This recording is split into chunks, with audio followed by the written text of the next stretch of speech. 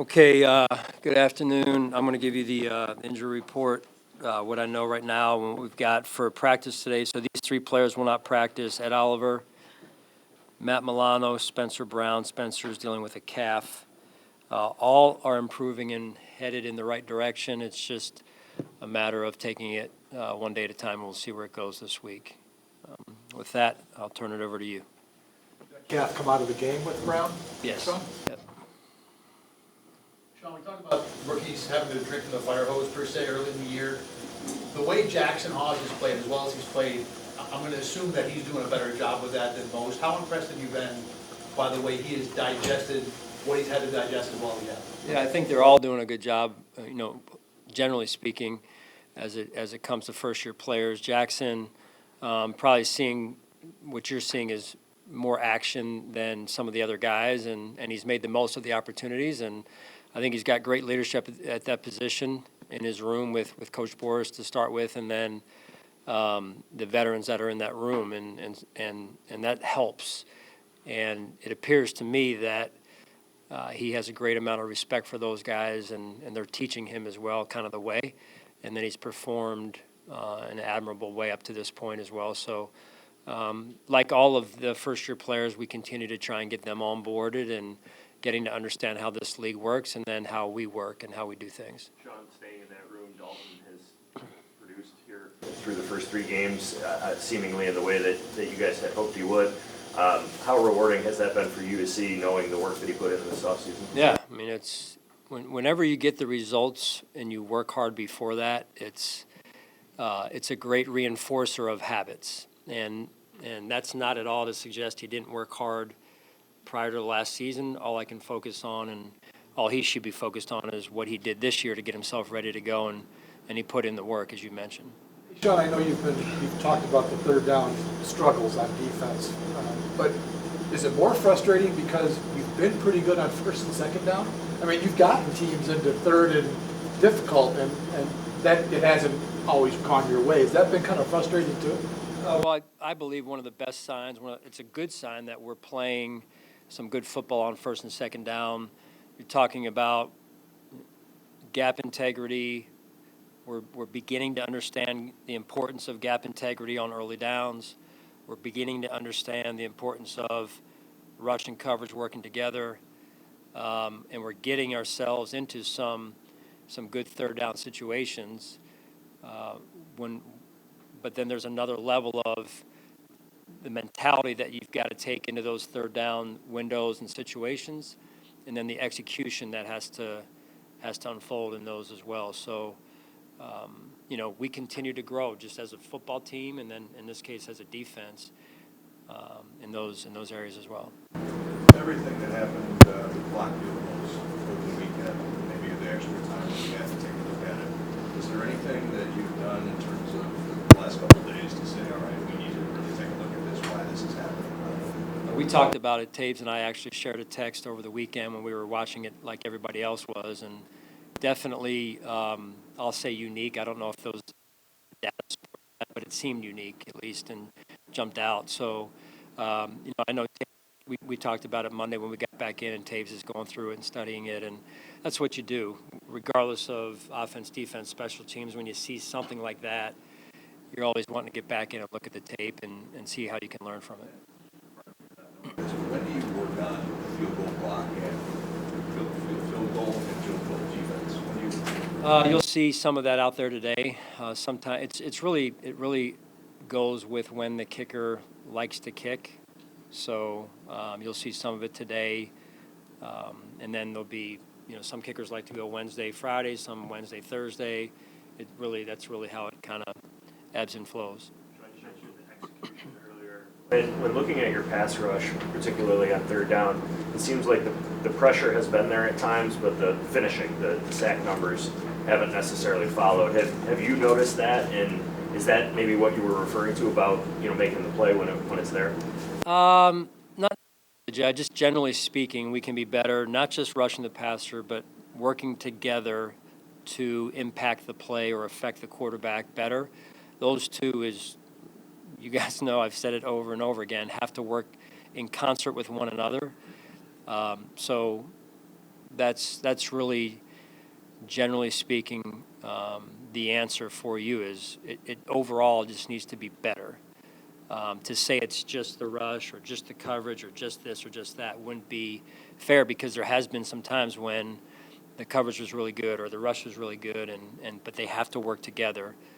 And so the level of execution, us putting him in the situation, I know Bobby mentioned that the other day, that all has to come together, on any play, let alone third down. Sean, what is your perspective on just the home field success this team has enjoyed, aside from the playoffs? You haven't lost a regular season game since that Denver game, which I didn't bring up, but what has been the key to that? And I know What game was that, you said? The Denver lost in mid-November 23, where the too many men on the field thing. Okay, yeah. So you won 12 straight, you're 3 away from matching a team for franchise points. The secret to that success in knowing that you emphasize home field advantage. Yeah, we take a lot of pride in defending our dirt. There's no other way to really say it. And these guys put a lot of time and blood, sweat, and tears into their jobs every day. Their family sacrifice and playing well at home is a big part of that. Is defending what we take a lot of pride in, which is our fan base and how hard we work, and so and let's also be honest, our fans create an environment. That 12th man is real, and we'll need them again this week. This offense we're going to play runs a lot of no huddle, and I just watched them try and get that done against Seattle, and I know our fans are the best in the NFL for a reason. Sean, just as a follow-up, I know there's a lot of internal motivations that happen here over the course of the season. Is there an internal motivation, internal drive to finish this, knowing that this is the last year of the Ralph, to finish the season out perfectly? That would be awesome. It really would. It'd be a great way for us to send this thing off the right way. That said, though, it's really about one game right now, and that's, I know you're going to get like, oh, here he goes again, but it is. For performers, it's got to be about one.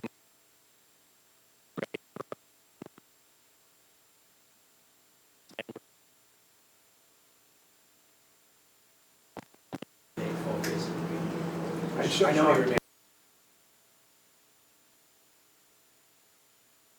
there, and in terms of like what your plan might be if you kind of potentially ran the bubble the next week. Yeah, he's working.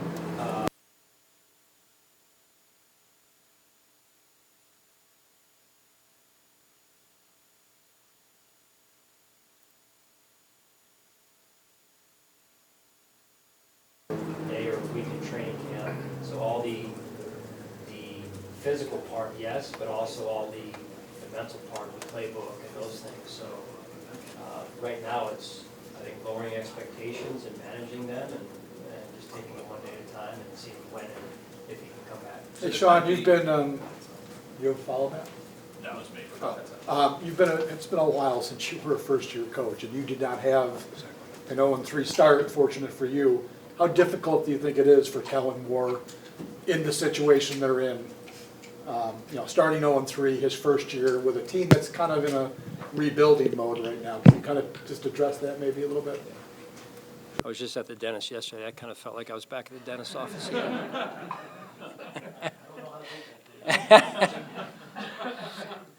I think it was about Kellen and being a first-year head coach, and yeah, I think he's doing a really good job. I really do. You can see his personality and his team and the way they play.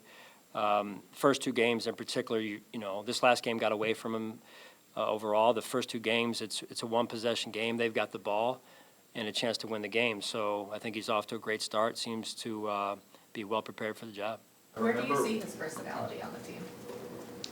Well, I mean, just you look at his career as a player, one, and then what he's been able to do as a coach. Been very successful in both aspects of his post-college life, and you're seeing them the way that they play on all 3 phases. You're seeing them fight until the end and come back from more than one score down, which is hard to do in this league. And so tip my cap to what he's been able to do in such a short amount of time there. You guys have to prepare any different for Sunday 1 o'clock games? I mean, it used to be so common. Yeah. Sunday 1 o'clock games, when you got here, the other games were outliers. Right. Now, the Sunday 1 o'clock games in Orchard Park are the outlier. Do you have to prepare your team any differently for that because it just doesn't happen very often? Well, we have to be intentional about it because it's a normal part of our life now, and so we've had a 1 o'clock game, but it's been away. Having a 1 o'clock game at home is a slightly different routine, or it takes a slightly different routine. So I'll mention that to the players when the time is right, so that they're aware and intentional of, all right, what does my routine look like for a 1 o'clock home game in this case, compared to the 1 o'clock away game we had a couple weeks ago. Go back to the third downs. Maybe this is a bigger picture thing, but with the increase in the amount of teams that go for it on fourth down, and really almost anywhere, has that changed the mindset of how you play defense on third down? In terms of, it used to be you get to fourth and pretty much the ball's getting kicked. Yeah. Does it change the mindset? A little bit, yeah, a little bit. That's how the NFL has evolved over the years, how managing games has evolved and strategy and whatnot. So it definitely factors into things more than it used to, for sure. Yeah. We're talking about Harrison tip, but if we were to chase that Harrison might not. Well, I don't want to, cast doubt on the situation, but you just still never know until a player's back it's somewhat of a unique injury a little bit. So the information I'm getting is we're still taking it one day at a time, and you just don't know when a player has missed this amount of time, you don't know. You want to manage the expectations and say, hey, is he going to come back, and is he going to come back and be able to play and help us? Because there's a lot of ground still to cover physically and mentally at this point. But yes, the hope is, yes, he's able to do that. There's no new report medically at all. Is there an update on Tyler Bass, knowing that, he could be without promoted, like, off IR? Yeah, again, moving in the right direction, but don't know at this point. Is it going to be next week? Will it be 2 weeks, 3 weeks? We'll see. We talked a lot about Cole Bishop, time on task when he was out. He's the only DB that's now played 100% of the snaps through 3 games. How much has that helped him, both the communication aspect and seeing the reps, and where do you see him after 3 weeks? Cole, you mentioned, Bishop. Yeah, I think like I mentioned before, the reps have been invaluable for him. And his style of play, the detail that he's now bringing to his play, Joe Dana and him have done a really good job, him being Cole, because he's had to take ownership in that. And then adding Jordan Poyer to that, those conversations, hey, here's how, the playbook says this, but it's really, hey, here's how I think you can look at this. And that, having someone like that in the room also helps. You mentioned the mental side of it with Max. I guess, how have you seen him, obviously not being able to be out on the field, handle things in meetings and, keep that mental side going while he can be out? Yeah, Jamal, our corners coach, has done a really good job of keeping him involved as much as he can. And, you do the best that you can. It's up to the player to be doing what he can as well. And so Max has done a good job of that for the most part. And, again, it's just like anything else. There's a lot of unknowns, right? And that's really where we're at. But we're really trying to control what we can, and I know he is as well. You mentioned last one. You mentioned the Saints playing a lot of no huddle. What's the biggest in-game adjustment coaches do? Yeah, I just think, making sure our players are aware of it and ready for it.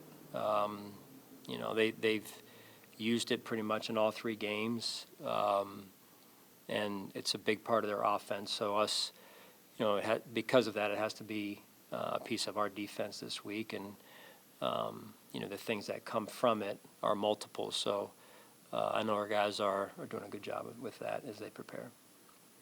Good. All right. Thank you, guys.